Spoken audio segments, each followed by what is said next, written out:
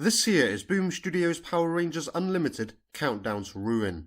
It's a story focusing on the history of the Red and Silver Space Rangers. Now, I should say at this point that you should forget about what you saw in the Power Rangers in Space TV series. This does not align with the events of that show.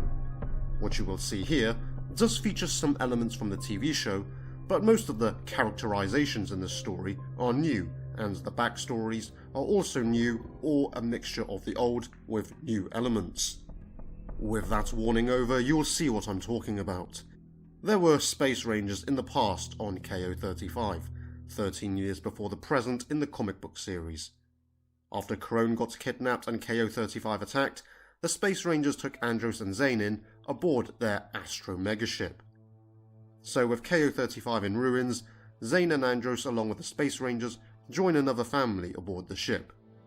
It's basically a new family for them. Here's where the story ties in with the Charge to 100 event.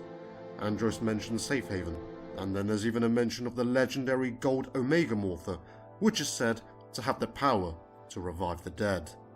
That explains what Andros was looking for in Power Rangers issue number 20. Anyway, Andros and Zhane eventually joined the Planetary Defense Syndicate. They were trained up to become warriors, were given access, resources and skills. After a couple of years, they graduated. And at that time, the Pink and Blue Space Rangers announced that they are quitting their time as Power Rangers. However, they'll act as mentors to the next generation of Rangers, starting with Zhane, the new Silver Ranger. This upsets Andros. He's not jealous of Zhane's new powers though. The reason he's upset with Zhane is because of Krone. Basically, if Andros became a Power Ranger, he would live and die for his people, but he'd have to forget Krone. That's not what he wants. He wants to find her. Zhane says it's been 10 years already, but Andros says she was his family and now he's got nothing left. To make things even harder on Zhane, Andros tells him that Zhane doesn't understand because he doesn't have any family left. That upsets Zhane because he actually did think of Andros as family. Zhane continues being the Silver Ranger, but misses the fact that Andros isn't with him anymore. They've kind of gone their separate ways. Now that Andros is by himself, he continues to train alone, but still has Krone on his mind. Eventually, Zhane seeks out Andros because there's a lead. Someone is calling for the Power Rangers because a monster is stealing their children. Zhane abandons his ranger duties and sneaks off with Andros to answer the call.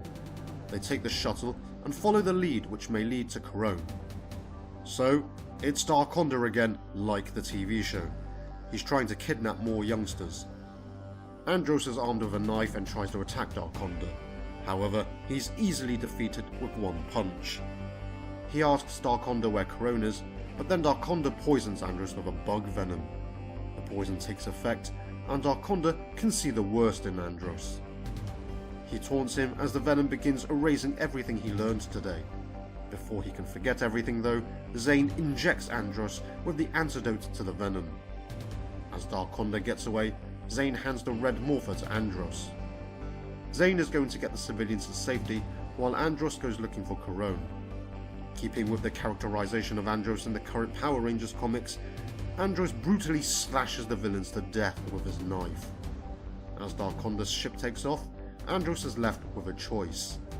Zhane is being pursued by the villains, so Andros can either go after Zhane, or he can continue to chase Darkonda. Andros makes his choice. He picks up a toy he found on the ground, gets Zhane to lower the ship, and then does something. I'm guessing what happened was, Andros threw the toy into the propulsion of an enemy ship, which caused the other ships to explode. This page wasn't exactly clear. I'm guessing I'm right, because next we see Andros shouting, "It's morphin' time," as he leaps towards Zhane's ship. So, the two Rangers reconcile. Andros tells Zhane that Krone isn't his only family. The ones he still loves are still there. And if you didn't pick it up before, just like the Blue and Pink Rangers are gay, Andros and Zhane appear to be gay too. So together they were invincible as the Red and Silver Rangers. That was up until Dark Spectre showed up. Each of the Space Rangers were captured, went missing or killed. Zhane took the finishing blow that was meant for Andros, and this bit is one of the few elements that ties this comic back to the original TV series, as Zhane is basically put into stasis. And now for the parts that tie back to the current Power Rangers comic. The Astron megaship is stolen after Andros picked up the call about the Exurix.